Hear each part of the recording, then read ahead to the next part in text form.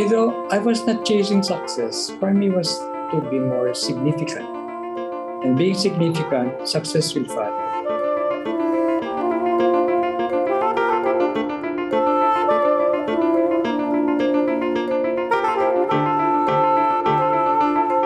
I am Felino Jun Palafox Jr. I'm an architect, urban planner, and environmental planner. I'm the founder of Palafox Associates, Palafox Architecture Group, and a principal architect and urban planner. My first vocation was to become a priest, missionary priest with the Divine Missionaries, the SBTs. Maybe because our home, my parents' home, were across the church in St. Andrew's Church in Bacara, Ilocos Norte, with a very tall bell tower. So every day we went to mass every day, and my parents were very, very spiritually, religiously training us as children. And so every day I served mass, we receive Holy Communion, and so on, and serve in the church. And that's probably why my first vocation was to be a priest. And then later on, when I entered the seminary, Christ the King Mission Seminary, the Divine Word Missionaries, the SVDs, it really, I think it was there that I learned about great architecture from the German missionaries, the European missionaries, and the American missionaries. And also while studying Latin, we learned a lot about the Greek architecture and civilization and the Roman architecture and civilization. And it built up from there. And then when in fourth year in the seminary, I made a discernment. It takes 16 years to become an SVD missionary, and there are 3 perpetual vows. And I told myself, maybe I will not be able to comply with all those 3 perpetual vows. So then what came to mind was to be a doctor like my father, to be an engineer like my uncle, and to be an architect.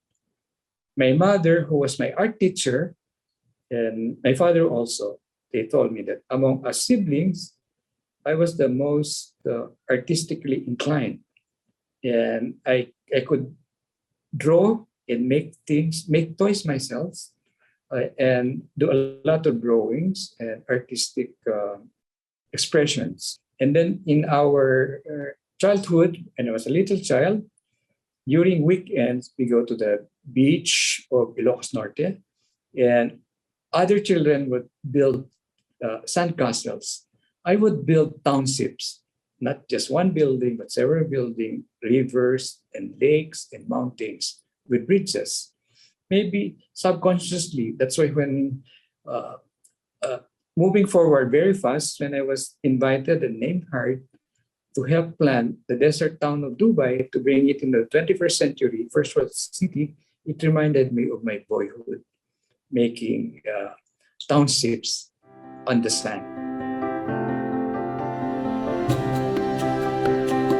University of Santo Tomas, where I enrolled as an architecture student, I got exposed to many of our professors were educated in great universities abroad, and they were practicing architects also. So they have a big influence on me. And after becoming architect at age 22, I started working as a draftsman, apprentice. Then I got licensed as an architect.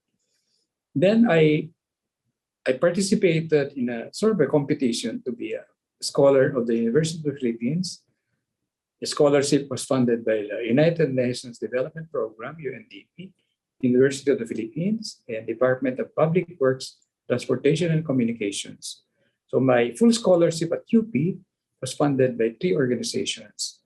So with that scholarship, I had to work for government projects for at least 2 years. So 3 government agencies I reported to work for my 2 years. And at the Department of Public Works, Transportation and Communication, I was appointed as senior planner at age 25, team leader for development planning of the Metro Manila Transportation Land Use Development Planning Project, funded by the World Bank.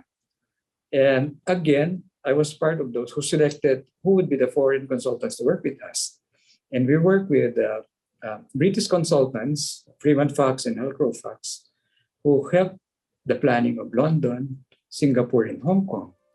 And I was multitasking.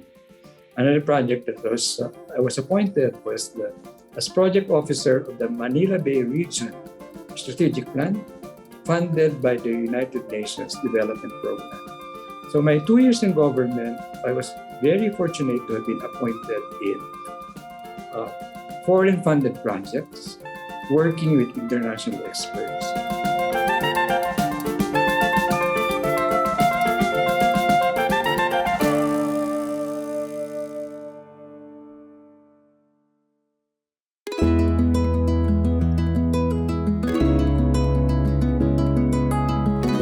The rulers of Dubai, they heard about me, and Sultan Khalifa from Dubai came to the Philippines to look me up.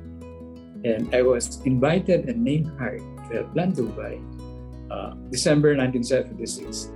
And I had not completed yet Metroplan Manila, so I told Sultan Khalifa if they could wait for 4 months, because I had to complete my commitment with the Philippine government. And after 4 months, I, as named hired architect, urban planner to help plan Dubai, I relocated my family in Dubai. And again, that's another game changer. I was the youngest in the team of about 20 expat grades, architects, urban planners, engineers from 14 countries. I was the youngest, the only Filipino, and the only Southeast Asian. Like at the time in Dubai, even non-architects could design buildings.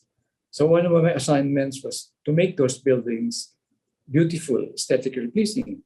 So I made the architectural design guidelines over and above the building code, zoning code of Dubai, that no ugly buildings for Dubai. So before buildings are approved with the building officials, it came first to me. The rulers of Dubai are so progressive thinking, and they invite the best planners, architects, engineers in the world to come together to bring Dubai into the first world in 15 years. 1989, I decided to put up Palafox Associates. And the worst time to start a new company, because I had a high-paying job. Almost all of the taipans and tycoons of our country have been my clients.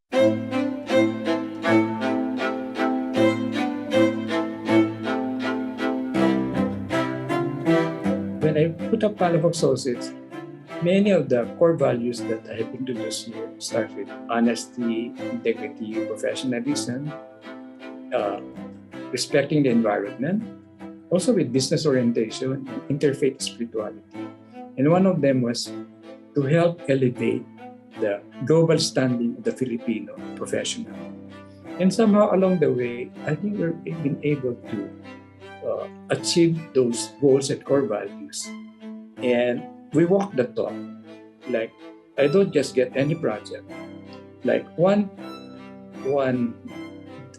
thing that I gave up was a $1 million architect's fee from a foreign investor to be the architect for a 6-star hotel proposed in Subic. But the foreign investor, they got a tree cutting permit to cut 70-year-old trees in Subic. And my architectural design would have respected all the trees, but I was instructed to destroy 366 70-year-old trees. So I returned the $1 million architect's fee to save those trees. I got legal cases against me, 50 million pesos for not honoring the contract. And after that, one door of opportunity was closed, but many windows of opportunity came by. But internationally, it spread out that there's a Filipino architect who stick to his principles. And this past 32 years, since July 1st, 1989, I have mentored more than 1,000 architects spread all over the world of various nationalities. And after helping 39 other countries, I am now more focused in our country, the Philippines. Not just because of these travel restrictions, we still have projects abroad, but more focused now in helping our country, bring our country into the first world.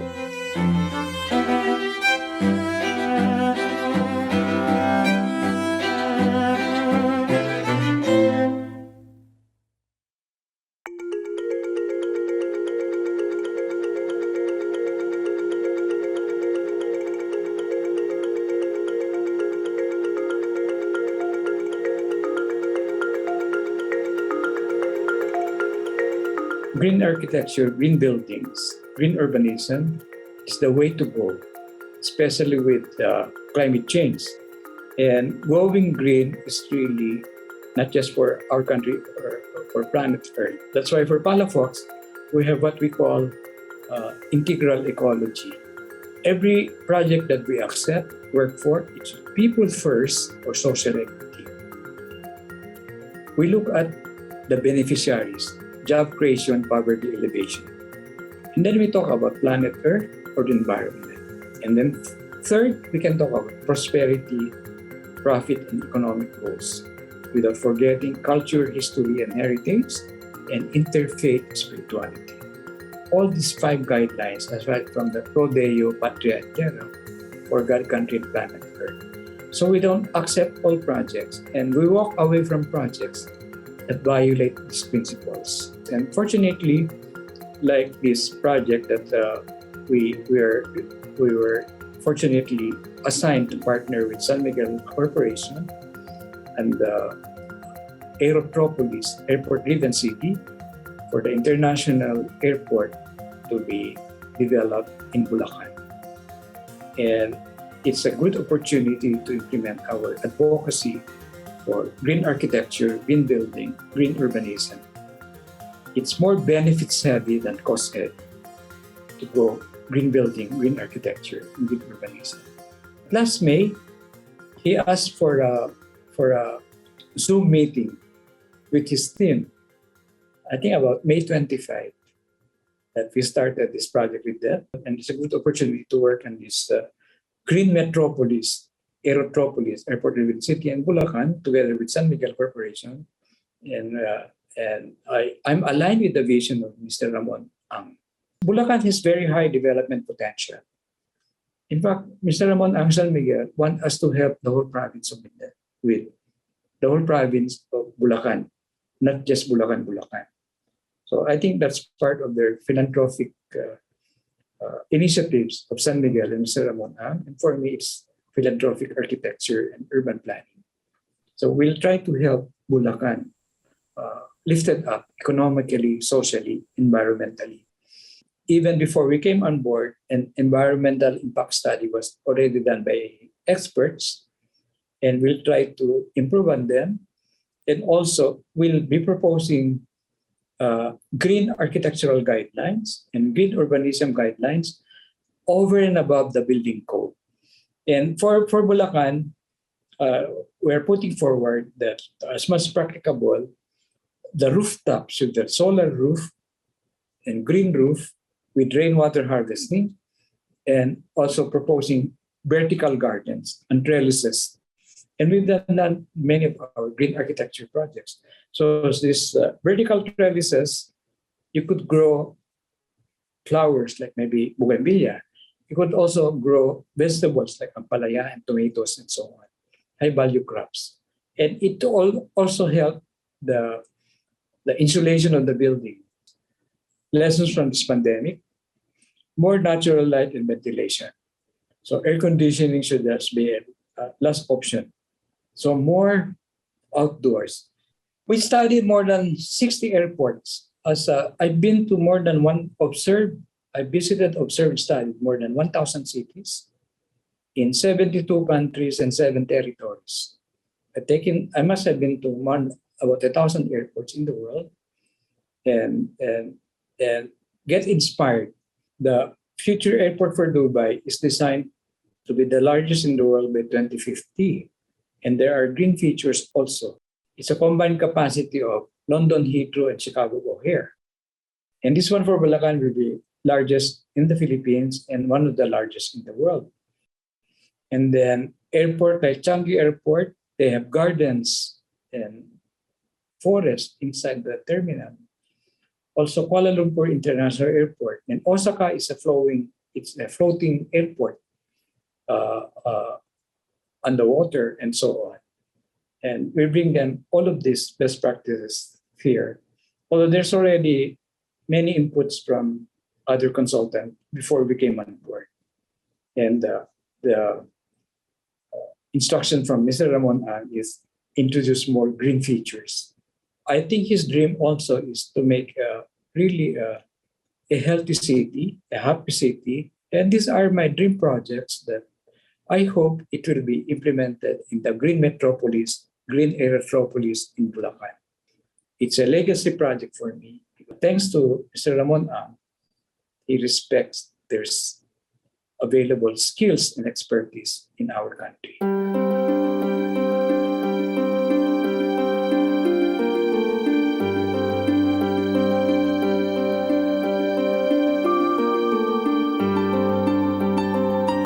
I think I am where I am today because my wife Wilma has been very supportive.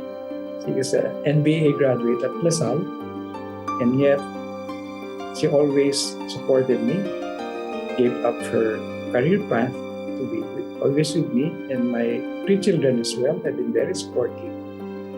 And my eldest daughter is a doctor in medicine, also helping me as a clinic in Makati Medical Center, helping me on medical tourism, and comparing the city as a human body, a healthy city.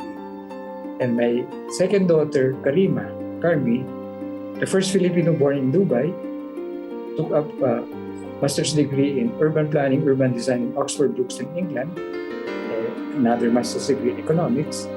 Again, we interact a lot. Sometimes we agree to disagree because the Oxford education is different from my Harvard education. And our youngest son is to real estate with a master's degree in science, innovation, and business at the Asian Institute of Management. And he took up also courses in Boston University and Harvard. So those are our three children in my wife Phil.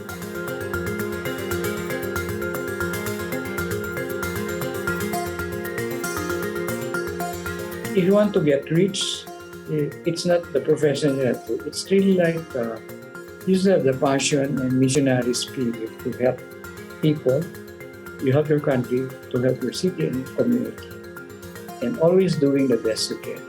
Every line we draw, we should think of the beneficiaries. It's a very noble profession, and we should practice it professionally with the highest standard of ethics.